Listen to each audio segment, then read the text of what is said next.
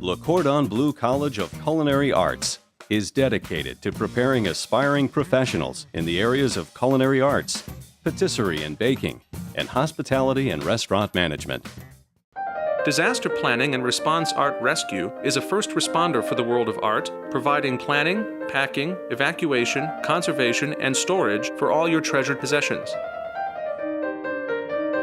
Paperweights are the crown jewels of glass artistry. You can discover both antique and modern paperweights at the L.H. Selman Gallery in Chicago's Fine Arts Building.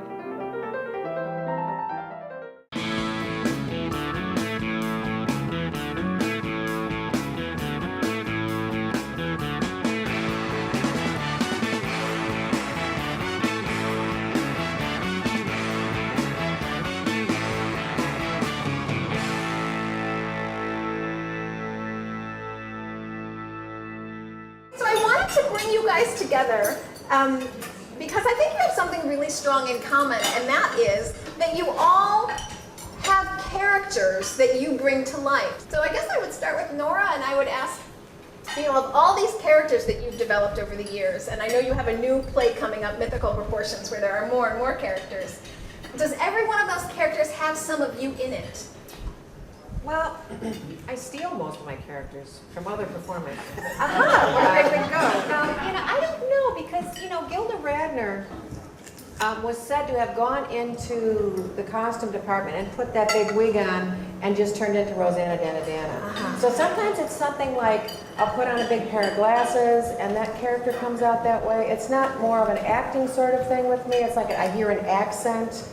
I pick up on something. I do a character in my show who's based on Robert Evans because, he tells all these great showbiz stories.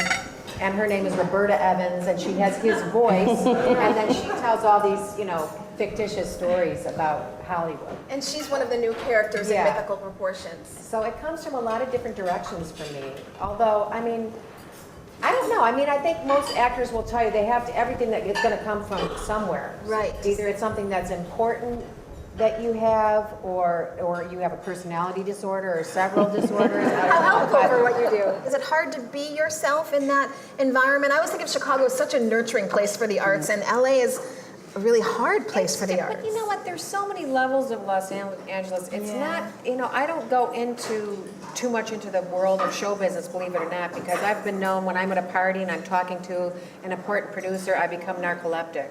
I'm not good at it. I'm not good at that world. It's not friendly the way Chicago is. Bartenders are friendly. Yes, I don't know, Chicago is like, and I was in Forest Park last week and sitting out there, I was at a party and I was waiting for these people to talk about characters. They have these accents. Yeah, and they go, let me tell you something. Hombre, he pitched the no-hitter tomorrow. Take it from me. You know what it's going to say? Unbelievable. You heard it here first. I'm like, this is why I came home. Well, maybe you can actually take us one step back, because how many people know about the Chicago Human Rhythm Project? Good. Well, still, for everybody watching on Wonderful Time Out Chicago. That's me. That's me. Yeah, it's Nora. It's Lane. So, tell us exactly what is the Chicago Human Rhythm Project? Well, that's a very good question. I'll try to keep that short because we do a lot of things. We started as a summer festival, and we grew into a year-round presenter. So we're a little bit like, without flattering the organization, our organization, we're a little bit like Ravinia. We present other tap artists, companies, soloists, percussive dance ensembles. We obviously do have a resident ensemble that you all saw part of them perform tonight. We do education in elementary and high schools 5 days a week, after-school outreach programs. But there's the other part of our mission is to foster social reconciliation and to build community, because the art form's roots are in African and Irish traditions. And that really struck a nerve in me, that it was a positive outcome of the collision of two cultures under very less than positive circumstances. But something positive came of that collision, and it's a cause for celebration. So we try to use rhythm in all of our performances and our education programs to remind people that it's a positive thing that came out, and that it's a universal expression, that it's something that we can share together. Yes, definitely. I don't think I knew that it was a collision of Irish and African rhythms coming together? As there are logs of captains on ships written when the slaves were brought up from the holds of ships crossing the Atlantic to stretch.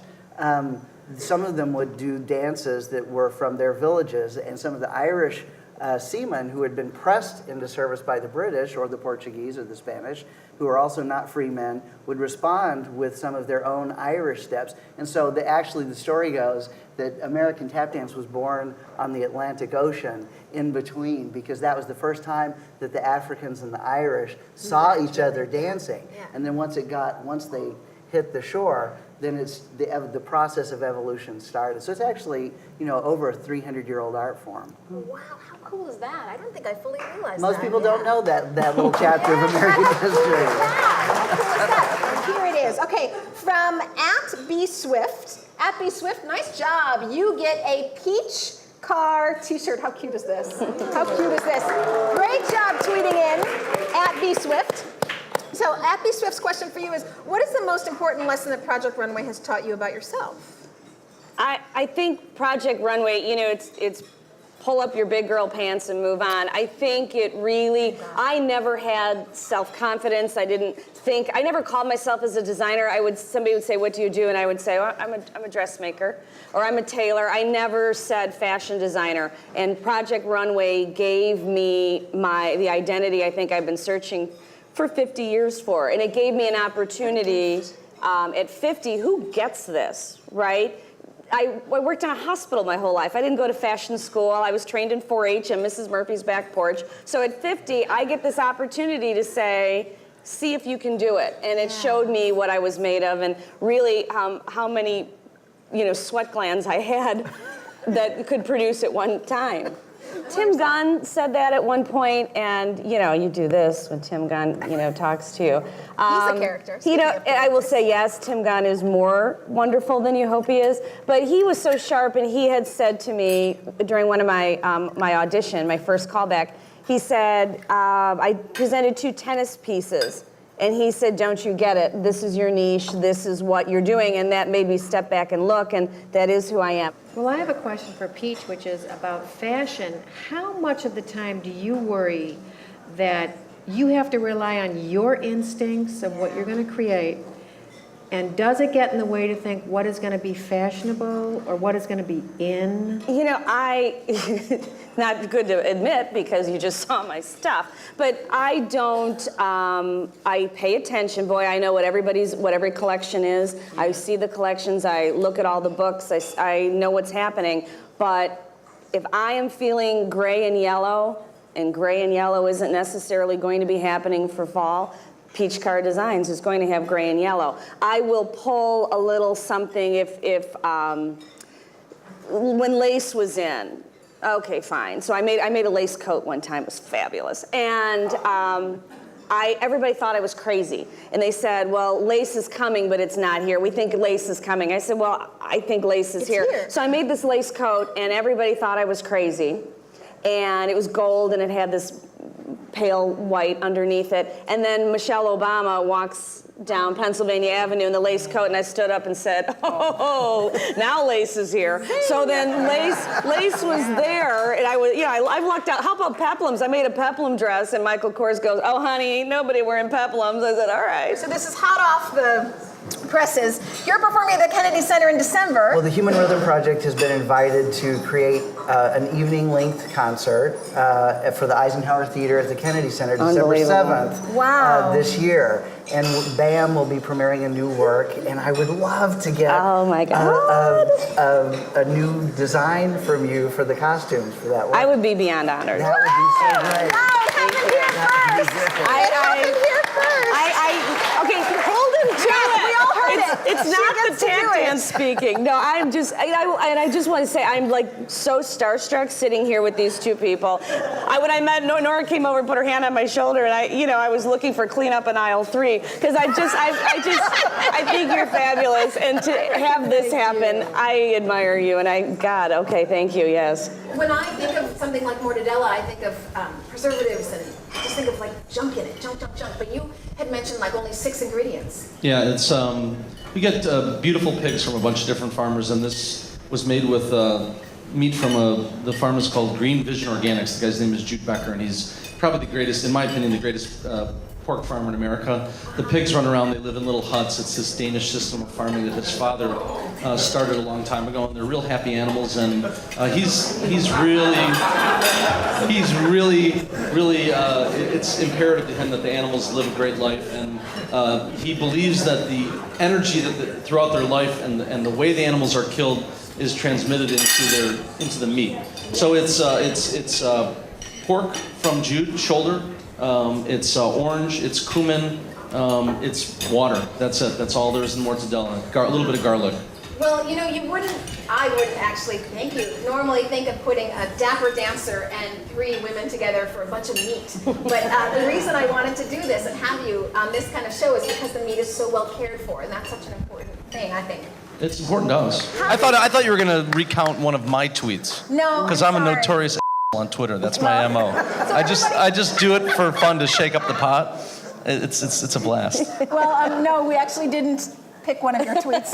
How do we set things apart at the Publican? Well, it's interesting. Like when a young cook comes into our kitchen to do a stage, they marvel at the amount of the stuff that comes in the back door every day. We are the only restaurant in Chicago that has a direct pipeline. One of our chefs worked for Monterey-based Seafood, and it's a great sustainable company. Again, I mentioned that we get sardines. Well, a lot of people get sardines, but we get these giant Monterey-based sardines that are 1 day old. We get anchovies. We get California white sea bass, which is a great fishery that's really strong, and a lot of other things that most restaurants, California salmon, another controlled fishery that is really strong. So we go out and we forage and we find products that no one else has. Everyone goes to the farmers markets in the summer, and everyone contributes ideas. We sit down at the Publican every morning, and we go over the whole menu and we say, okay, what are we out of? What came in the back door? What do we have? And we rewrite the document every day, and it's a giant menu.